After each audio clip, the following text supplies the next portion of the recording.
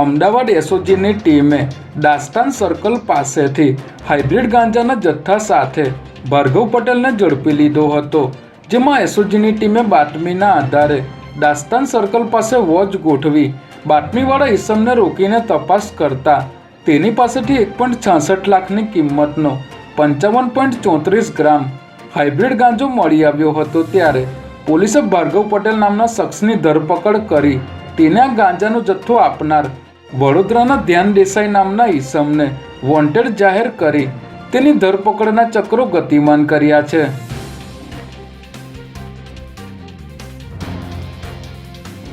પીસીબીની ટીમે બાતમીના આધારે સોલામાં આવેલ સુકન મોલના પહેલા માળે આવેલી દુકાનમાં રેડ કરી સટ્ટો રમાડતા ઉત્કર્ષ પટેલ નામના વ્યક્તિની ધરપકડ કરી છે।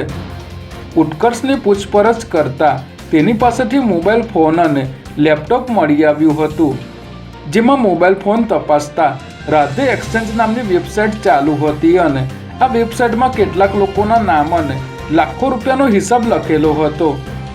આરોપીએ વિસનગરના એક વ્યક્તિ પાસેથી 1.10 કરોડમાં આ આઈડી ખરીદ્યું હતું, જેને પગલે પોલીસે કુલ 4 આરોપીઓ સામે ગુનો નોંધી તપાસ શરૂ કરી છે।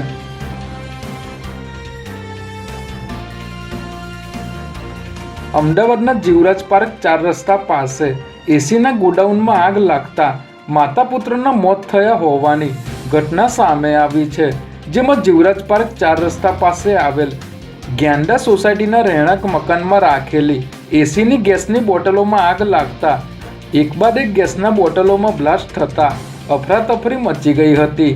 આ સમયે ઘરના ઉપરના માળે હાજર માતા સરસ્વતીબેન અને પુત્ર સૌમ્ય ગંભીર રીતે ઘાયલ થતાં તેમના મોત નીપજ્યા હતા। ત્યારે સમગ્ર મામલે પોલીસે ગુનો દાખલ કરી તપાસ શરૂ કરી છે।